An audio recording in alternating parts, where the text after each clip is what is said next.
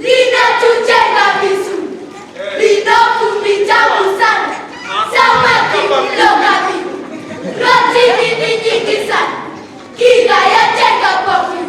Okay, you can send to the baby. The purpose is bakuli. Yes, thank you.